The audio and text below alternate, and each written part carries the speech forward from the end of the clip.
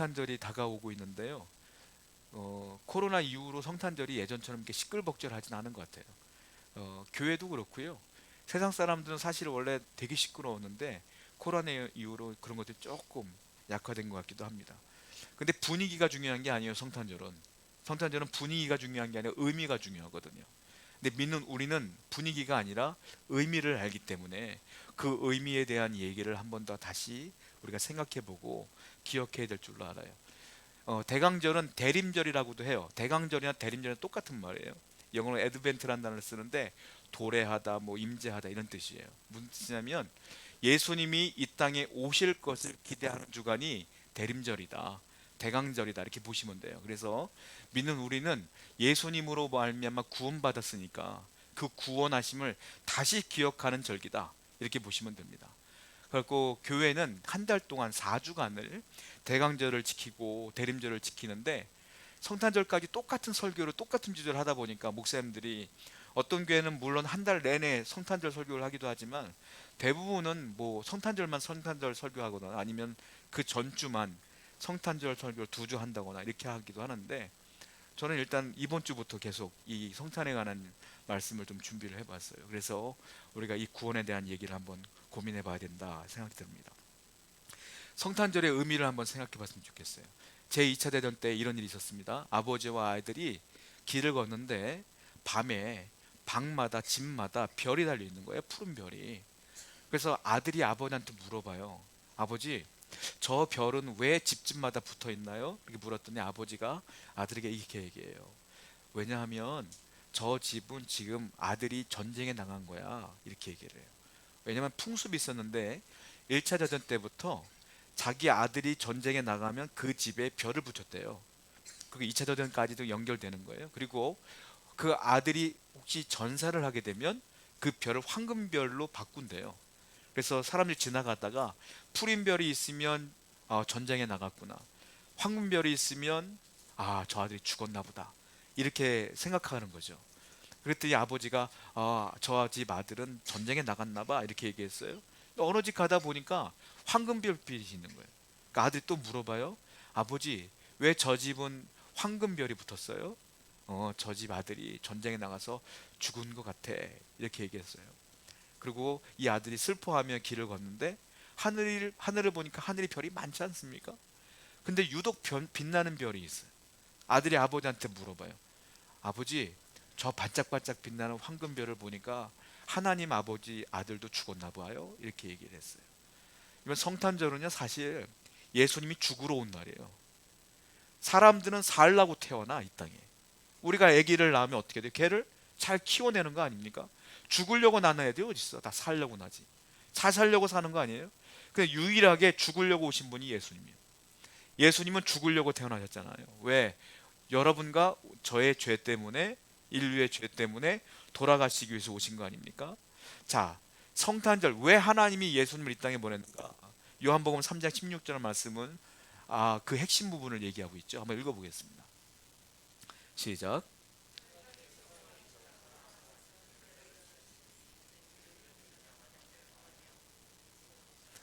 하나님이 예수님을 이 땅에 보내주신 원인과 목적이 여기 나와요. 뭐라고 했어요? 이 독생자를 주셨으니 믿는 자마다 멸망하지 않고 영생을 주려고 보냈다 이거예요. 예수님을 보내신 이유는 우리가 멸망하지 않고, 다른 말로 지옥 가지 않고 우리에게 천국 보내기 위해서, 영생을 주시기 위해서 이 땅에 보내셨다. 본문 32절도 이 의미를 얘기하고 있는데요. 로마서 8장 32절입니다. 다시 한번 읽어봅니다. 시작. 자기 아들을 아끼지 아니하시고.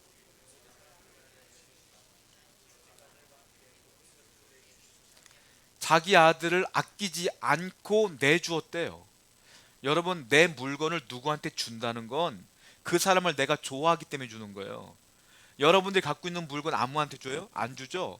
그런데 하나님은 당신의 아들을 우리한테 줬대. 물건도 아니야.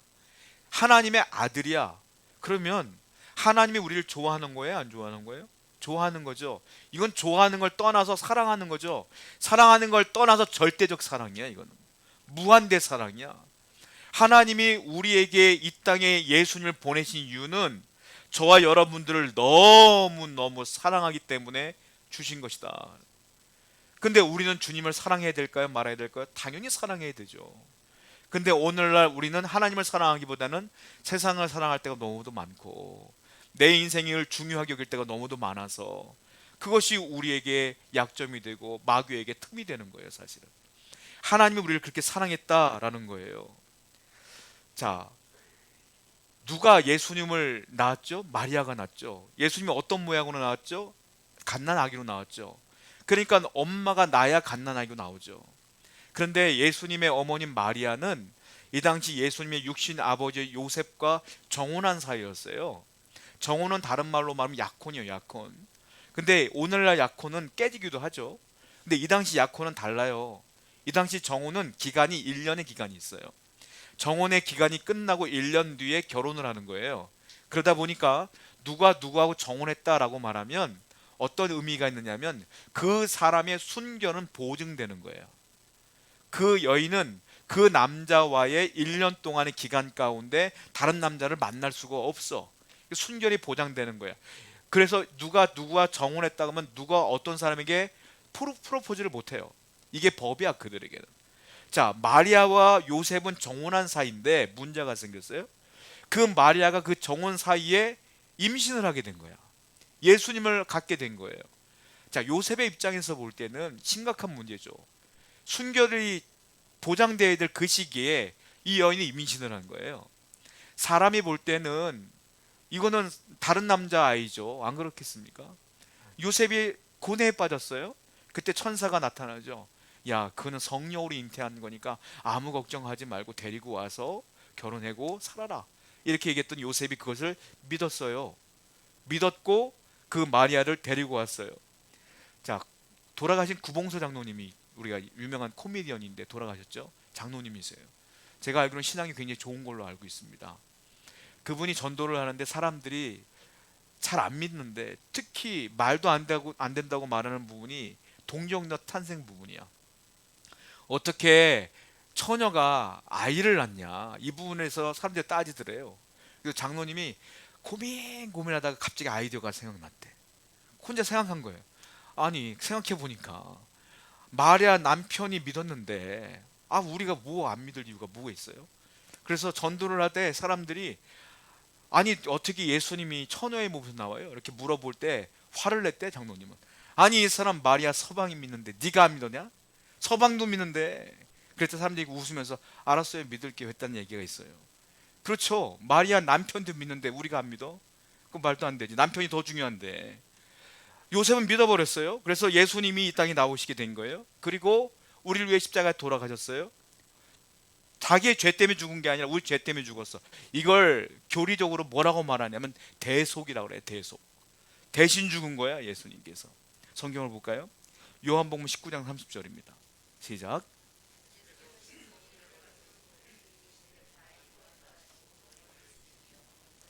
예수님께서 마지막으로 하신 말이 다 이루었다예요. 다 이루었다 하시고 돌아가셨어요. 이걸 헬라어로 뭐라고 말하면 테텔레스타이라고 하는데 이건 완불했다는 뜻이에요. 내가 완불했다 하고 돌아가신 거야. 자, 여러분들을 구원하기 위해서 완불했대. 무얼로? 당신의 목숨으로 완불한 거예요. 돈으로 완불한 게 아니라 목숨으로 완불한 거야. 그래서 당신이 죽으심으로 말미암아 우리가 살아난 것이다. 그런데 그 당시 십자가에서 죽은 사람들은 죄인이기 때문에 이게 십자가형 사형 틀이에요.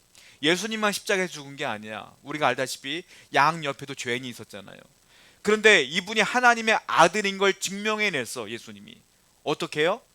죽은 뒤에 3일 만에 부활했어. 그래서 그분이 하나님의 아들인 걸 증명해냈기 때문에 우리는 그 십자가의 죽음을 대속의 죽음이라고 보는 거예요. 예수님이 부활하지 않았으면 그냥 죄인으로 죽은 거지. 그러니까 십자가의 죽음으로 완전히 우리를 대속해 주셨다라는 거예요. 하나님의 완벽한 사랑을 실천하신 거죠. 제가 알고 있는 어떤 목사님이 그러시더라고요. 아들이 속을 너무 쓰기는 거예요. 여러분들 목사님 아들들은요, 제가 신학도 다니면서 느낀 건데 제 친구 중에 목사님 아들들이 많아요. 근데 보면 목회자 아들들이 잘 되는 친구들은 정말로 성실하게 살아가. 정말로 은혜가 충만해. 일반적인 뭐 권사님 아들들보다도 더 성경을 사모하고 그래. 그런데 그런 케이스가 별로 없더라고. 사실은 목사님 아들들 중에 잘 안 되는 케이스도 많어. 막 그냥 지 맘대로 사는 애들도 많더라고. 보니까 그 목사님 아들 중에 한 분이 이렇게 마음대로 사는 애인가 봐. 목사님 한탄을 하시더라고. 아유, 아들 교육을 잘못해갖고 내가 그냥 속색인다고. 그 놈을 보면 그냥 속이 막 연불이 난대. 막 그냥 화가 난대. 목사님이 그러시더라고. 그런데 목사님이 이렇게 말씀하셔요. 그런데 그 녀석이 군대를 갔다는 거예요. 속이 시원했대요. 군대를 갈 때 너무 속 시원했대. 아유, 안 봐서 좋다. 그런데요, 하루 이틀 지났는데 이 아들이 보고 싶더래. 그리고 어느 날 아들 문을 딱 열었는데 그렇게 속색했던 그 아들 방 보는데 그 물건들이 있을 거 아니에요? 눈물이 그렇게 나더래. 그래서 목사님이 문을 닫아놓고 문을 안 열었대요. 한동안 아들 보고 싶어서. 그래서 이 목사님 뭐라고 하는지 아세요?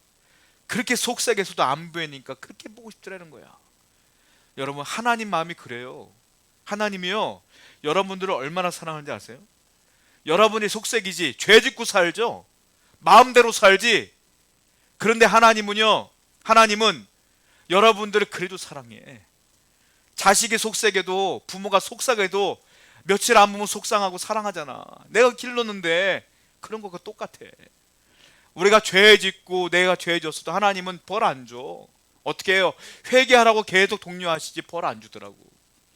하나님은 여러분들을 그렇게 사랑하신다. 그래서 그 사랑의 결정체가 뭐예요? 예수님을 이 땅에 보내신 건 아니겠습니까?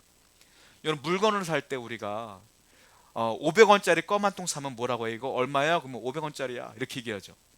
옷을 사면 얼마? 사람들이 이거 옷이 좋아 보이는데 얼마짜리야? 이거 50만 원짜리야. 이거 100만 원짜리야. 이렇게 얘기하지 않습니까? 냉장고를 사면 이거 얼마짜리예요? 이거 200만 원짜리야. 이렇게 얘기한단 말이에요.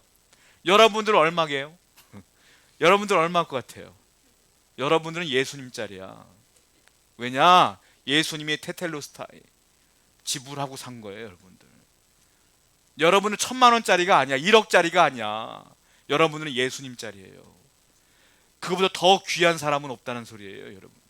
그러므로 우리는 하나님의 사랑을 늘 가슴에 품고 살아야 돼요. 근데 많은 사람들이 내가 세상에 좀 어려워지면 그 사랑을 완전히 망각하고 살아. 어느 순간 망각한 것뿐만이 아니라 원망하고 살아. 우리 대림절 기간에 다시 한번 그 사랑을 회복해야 될 줄로 믿습니다. 주님이 사랑한 만큼은 못하더라도 끝까지 평생을 주님을 사랑하려고 노력하는 여러분 되기를 축원드립니다. 그러면 우리는 그 사랑을 받은 사람이야 이미. 그러면 어떻게 살아야 될까요? 예수님이 날 위해 돌아가셨다는 건 여러분들에게 영생을 주신 거예요. 그걸 다른 말로 구원을 주신 거예요. 그럼 여러분들 어떻게 살아야 될까요? 그 구원이 얼마나 소중한 겁니까?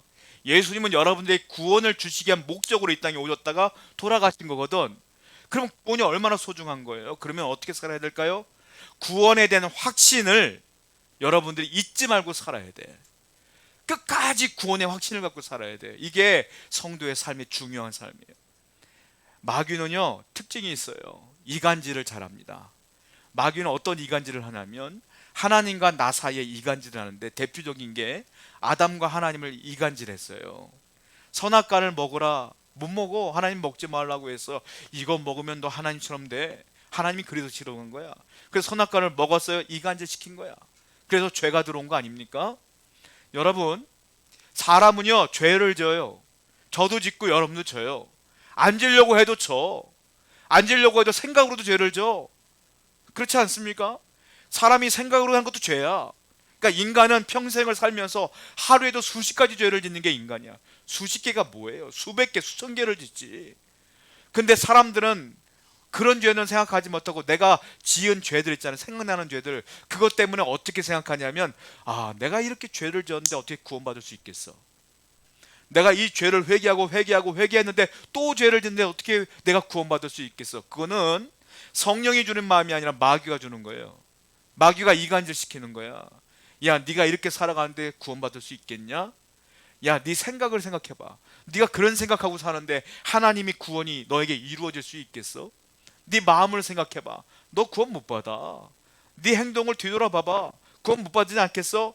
라고 마귀는 지금도 우리를 이 구원에서 떨어지게 하려고 이간질하고 있다는 사실을 우리는 알아야 돼요. 여러분, 우리는 구원받았음을 확신하고 살아야 된다 이거죠. 전혀 이 구원의 감이 흔들려서는 안 돼요. 왜냐하면 바울이 이렇게 얘기하고 있어요. 로마서 8장 1절부터 2절입니다. 시작.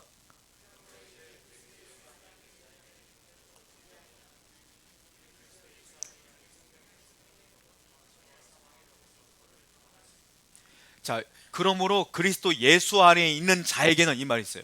예수 안에 있는 자, 무슨 말이에요? 우리를 말하는 거예요. 예수님을 믿으면 우리가 어떻게 된다고요? 예수님 안에 들어가게 되는 거예요. 내가 예수님 안에 들어가게 되는데 결코 정죄함이 없나니, 마귀가 아무리 얘기해도 예수님이 괜찮다라고 하면 괜찮은 거지. 네가 아무리 죄를 지었어도 네가 회개함으로 예수님 믿으면 너는 예수님 안에 있는 거니까 결코 정죄함이 없는 거야 라고 로마서엔 성경이 써 있어요. 또 31절도 볼까요? 그 다음 절 읽어봅니다. 시작. 그런즉 이 일에 대하여 하나님이 우리를 위하시면 누가 우리를 대적하리요? 하나님이 우리를 의인이라 칭해 주셨는데 누가 뭐라고 하겠느냐 이 말이에요. 또 성경을 봐요. 그 다음 절 33절 34절입니다. 시작. 하나님께서 택하신 자들을 고발하리요.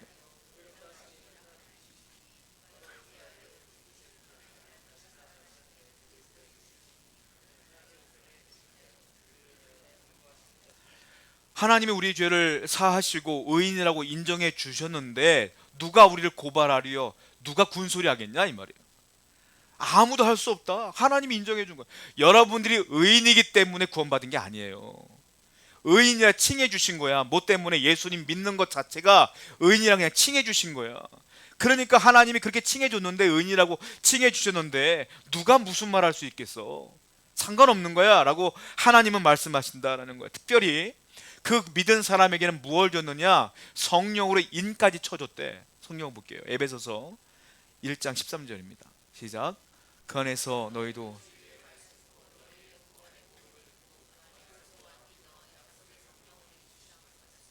그 의인이라 칭함을 받은 사람들은요 성령을 받게 돼 있다는 거예요. 성령이 내 안에 들어와 있다는 건 그건 뭐냐? 하나님이 성령으로 인쳤다는 건데, 인이라는 게 뭐냐면 구원을 재확인시켜줬다 이 말이에요. 도장 찍은 거야 하나님께서. 여러분 안에 성령이 있어요 없어요? 있어요. 성령이 없이는 예배할 수 없어요. 성령이 없이는 예수님을 나의 구원자로 고백할 수 없어요. 여러분들은 예수님이 나의 구원자라고 믿지 않습니까? 그럼 여러분들이 믿은 게 아니야. 성령으로 믿게 된 거지. 그럼 내 안에 성령이 있다는 건 구원돼 있다는 것을 재확인시켜 준 거다라고 로마서에는 성경이 써 있는 거예요. 그 마귀가 아무리 얘기도 소용이 없다는 거야. 왜냐면 이런 거예요. 여러분 호주머니 속에 5만 원짜리가 있어요. 거기 보면은 한국은행 총재의 인이 딱 써 있어. 붙어 있어. 그게 진짜 돈이에요. 그거 없으면 가짜 돈이야. 인장이 있어야 돼요. 자, 그런데 우리가 시장 같은 데 가보면은 시장 아주머니도 돈 줄 때 어떻게 돼요? 빳빳한 거 줍니까? 주머니에 써서 주면은, 나는 그거 받을 때마다 내 돈은 깨끗한 거 줬는데 더러운 거 줄 때가 있어. 구겨졌어 막. 그러면 그거 5만 원짜리 써요 못 써요? 5만 원짜리 못 써요 써요? 써요. 그거 다른 데가 써도 사람들이 아무 말 없이 받아. 그냥 구겨져도 받아. 왜? 거기 인장 써 있거든. 붙어 있거든. 한국은행 총재가 도장이 붙어 있거든. 그 진짜 돈이야. 빳빳한 것도 5만 원이고요. 구겨져도 5만 원이야. 여러분들의 인생을 할 때 보면 죄를 질 수 있어요. 다른 사람보다 많이 질 수도 있어. 그래도 구겨져도 하나님의 사람이라 이거예요. 구겨져도 구원 받는다 이거예요 이게. 어떻게 안 구겨지고 살아 인간이, 죄인인데. 대신에 우리가 성령이 있기 때문에 야 그거 죄야 깨닫게 해주시니까 우리는 회개할 수 있지 않습니까? 평생을 회개하며 사는 거예요. 그래서 우리는 성령이 내 안에 계시니까. 많이 구겨졌냐 적게 구겨 중요하지 않아. 똑같이 구겨진 거야. 구겨져도 하나님께서 말씀하시는 거예요. 그래도 구원 받는다. 마귀는 그 구겨진 것 때문에 뭐라 그러는 거야. 거기 흔들리지 마세요. 그러니까 우리가 하나님의 사랑을 받았다면 이 구원의 확신에 평생 거하시는 여러분들에게 축원드립니다. 두 번째 생각해야 될 게 있어요. 그럼 어떻게 살까요? 구원의 확신을 갖고 살자. 두 번째, 인생을 살아가는데 승리의 확신도 갖고 살아야 돼. 하나님이 이기게 하실 거야 라는 믿음으로 살아야 될 줄로 믿습니다. 하나님께서는 구원받은 성도들을 보호해 주셔요. 하나님이 보호하시기 때문에 실패하지 않아요. 자, 사도 바울은요 이 세상을 살아가는데 엄청나게 많은 고난을 받습니다. 근데 사도 바울이 우는 거 못 봤어. 고난 때문에 우는 거 본 적이 없어. 뭐 때문에 울어? 영혼 때문에 울지. 성도들이 죄 짓는 것 때문에 울지, 본인이 아파서 우는 거 못 봤어. 내가 고난 받아서 힘들다가 우는 걸 못 봤어, 사도 바울은. 왜? 그는 하나님이 이기게 할 걸 늘 믿었기 때문에 울질 않아요. 하나님이 여러분의 인생 가운데 승리를 주실 줄로 믿습니다. 이걸 확신하고 살라 이거예요. 로마서 8장 35절 말씀이에요. 볼까요? 시작.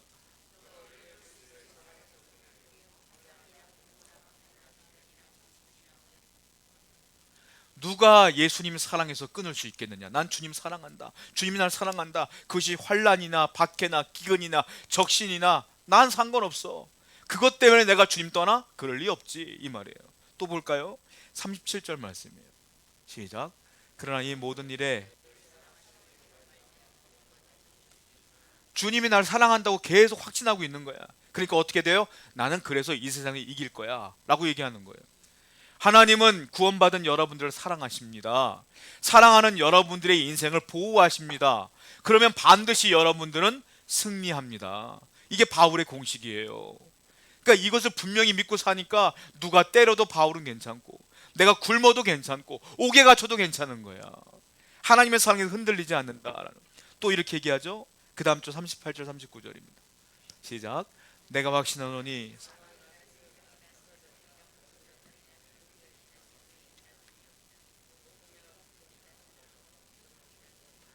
주 예수 그리스도 안에 있는 하나님 사랑에서 끊을 수 없느니라.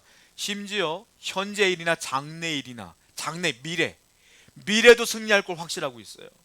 하나님의 사랑과 나 연결되어 있기 때문에 지금도 승리할 거고, 과거에도 하나님의 은혜를 주었고, 앞으로도 하나님이 이기게 하실 건데 뭐 하고 사도 바울은 확신 있게 산다라는 거예요. 자, 바울 말만 뿐만이 아니라 예수님도 똑같은 말이에요. 예수님의 말씀을 직접 볼까요? 요한복음 10장 28절부터 29절입니다. 시작. 내가 그들에게 영생을 주노니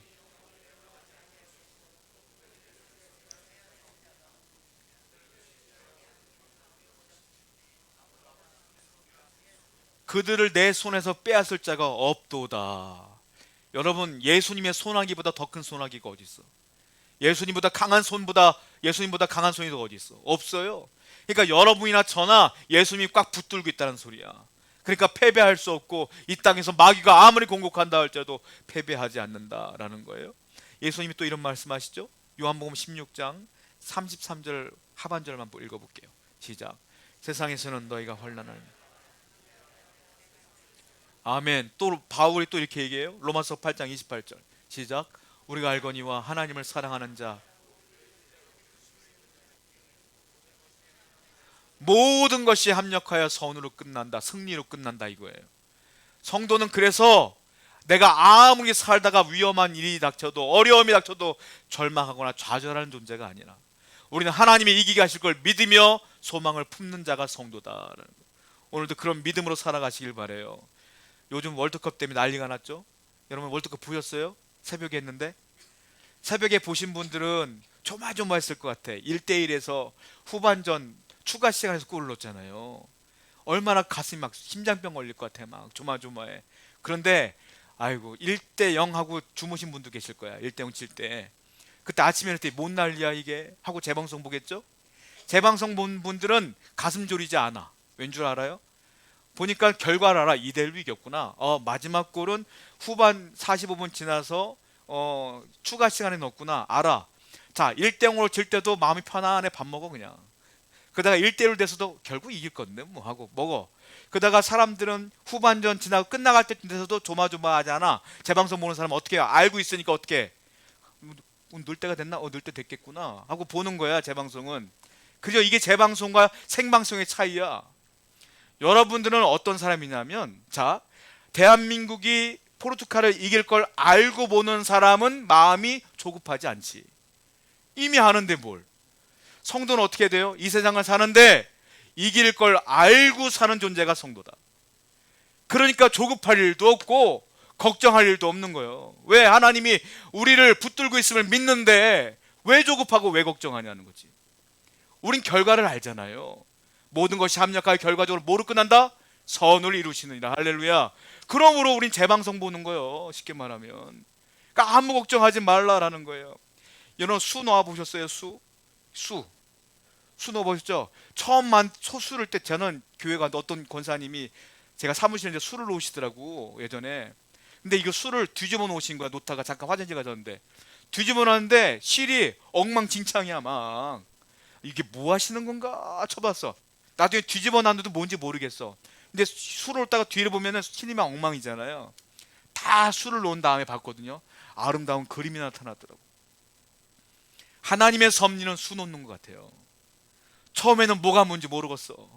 내 인생이 왜 이렇게 꼬이는 것 같고 내가 왜 이렇게 어려운지 모르겠어. 다 끝나보면 그림 나와. 다 끝나보면 아 이래서 그랬구나 라고 알게 되는 거예요. 그러니까 성도는 반드시 이깁니다. 하나님이 이기게 해주시는 거, 내가 이기는 게 아니라 이기게 해주실 줄로 믿습니다. 그러니까 이렇게 사는 것이 성도의 삶이다라는 거예요. 자, 그럼 성도는 마지막으로 어떻게 살까요? 하나님이 내게 영광을 주실 것을 확신해야 돼. 이 영광은 하나님이 주시는 상급을 말해요. 그러니까 상급을 주실 것을 믿고 하나님의 영광이 있을 것을 믿고 사는 게 성도다. 이것이 예수님의 사랑을 믿는 사람들이다라는 거예요. 자, 성도라면 예수 믿으면 오해하는 것 중에 하나가 이 땅에 그냥 다 형통할 것 같고 말이에요. 다 잘 될 것 같은 오해를 해. 근데 성경에 분명히 써 있어. 너가 예수님을 믿어도 네가 구원받아도 고난이 있다라고 분명히 써 있어. 근데 우리가 어떻게 이기는 거냐면 하나님이 주실 영광을 바라보면서 이기는 거예요. 자, 성경을 볼까요? 로마서 8장 17절입니다. 시작.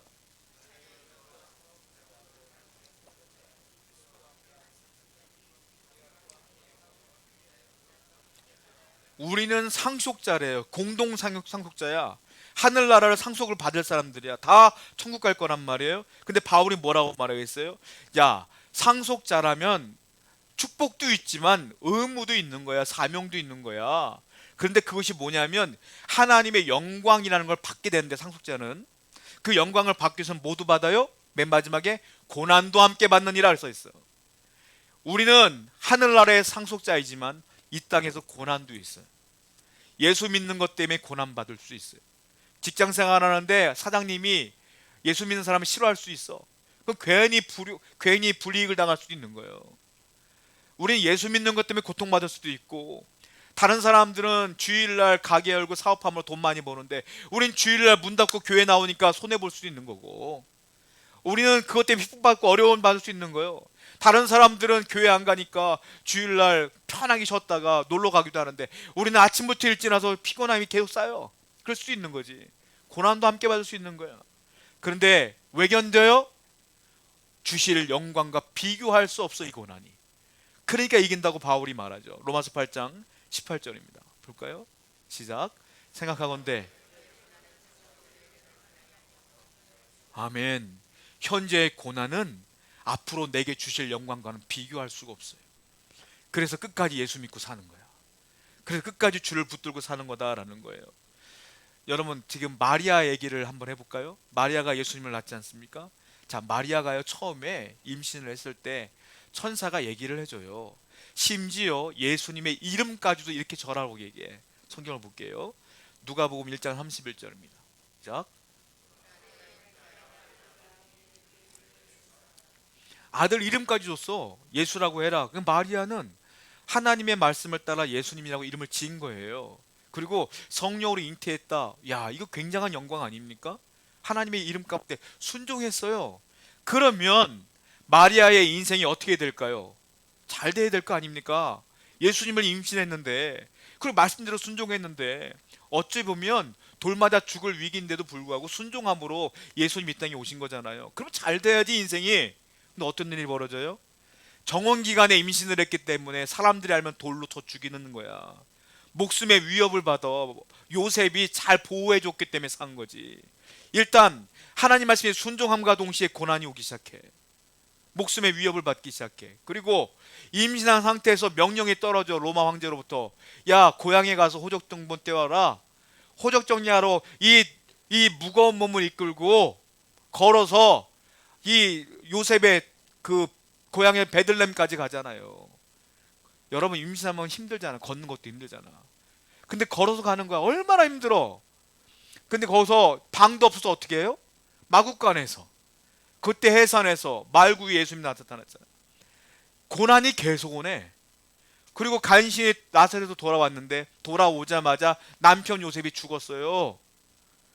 그리고 남편 요셉이 죽자마자 이 혼자서 아이들 다 키워야 돼. 이 마리아가 고난이야, 계속 고난, 계속.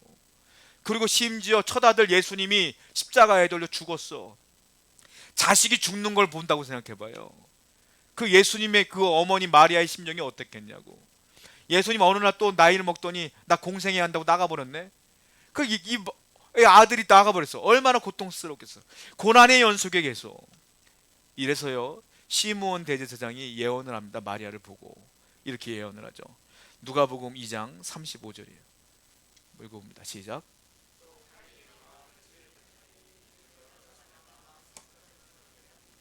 칼이 네 마음을 찌르듯 하리라. 이 말은 무슨 말이냐면 네가 마음이 늘 아플 거다 이 말이에요. 넌 늘 고통받을 거야. 하나님 말씀에 순종한 것뿐인데, 근데 왜 인생이 꼬이고 고통받냐는 거지. 근데 어떻게 됐어요? 마지막에 마리아처럼 영광받는 사람이 없어. 예수님을 낳고 예수님이 우리의 구원자가 되심으로 말미암아 지금도 마리아가 굉장한 영광을 받는 여인으로 남았지 않습니까? 그때의 고난은 지금 받는 영광과 비교할 수 없는 거예요. 여러분이 당하고 있는 그 고난과 어려움들은 장차 주실 영광과 비교할 수 없는 겁니다. 그러므로 말씀을 끝까지 붙들고 사는 게 우리의 사명이에요. 여러분, 핸델의 메시아가 성탄절만 되면은 교회에서 다 칸타타로 하지 않습니까? 이 오라토리오 메시아는 53개, 그러니까 53개의 곡으로 만들어진 거고요. 연주를 하면 2시간 동안 쭉 연주를 하는 거예요. 이 핸델의 메시아를 핸델이에요. 이걸 작곡하는데 딱 24일 걸렸대요. 이 대작이 24일 만에 만들어졌는데 핸델이 전성기 때 만든 게 아니에요. 전성기가 한참 지냈고, 그리고 오른쪽에 뇌출혈로 인해서 반신불수가 됐어. 그래서 곡을 쓸 수 없는 상태이고 눈에 백내장이 왔어요, 핸델이. 그리고 심지어 지원을 받는 것도 아니고 어떤 일 때문에 옥에 갇힌 상태야. 그래서 기도하는 가운데 이 아이디어를 하나님 주셔서 그때 곡을 쓴 게 이 메시아예요. 그리고 메시아의 맨 마지막 합창이 백미죠. 뭡니까? 할렐루야 합창. 사람들이 그거 끝날 때 다 일어나서 기립박수 치지 않습니까? 이걸 만들 때가 언제냐면 그 전성기가 끝나고 반신불수했을 때, 눈이 안 보일 때, 감옥에 갇혔을 때에 24일 동안에 만들어진 거예요. 그가 그걸 다 완성한 뒤에 하나님께 영광을 돌리며 그가 고백했던 내용이 있어요. 나는 내 앞에 펼쳐지는 이 천국과 거기 계신 하나님의 영광을 보노라. 그러면서 맨 마지막 할렐루야 합창 뒤에 사인을 했어요. SDG. 이렇게. SDG는 라틴어로 약자인데요, 솔리데오 글로리아라는 뜻이에요. 오직 하나님께 영광을. 그리고 그 곡을 완성했어요. 영국의 조지 왕 2세가 이 곡을 듣고서, 할렐루야 마지막 곡을 듣고서 일어나서 기립박수를 쳤기 때문에 오늘날 많은 사람들도 이 곡이 끝나면 다 기립박수 치게 되었죠. 오늘날 이 곡 때문에 핸델은 많은 영광을 누리고 있지 않습니까? 이 곡과 여러분들이 누릴 영광은 비교가 안 되는 거예요. 여러분, 이 땅에서 비록 어렵고 힘들지만 여러분은 하나님의 사랑하는 백성이고 구원을 주셨기에 끝까지 믿음으로 살고 하면 저 천국에는 비교할 수 없는 영광이 기다리고 있음을 기억하시기 바랍니다. 오늘도 믿음으로 살아가는 여러분 되기를 축원드립니다.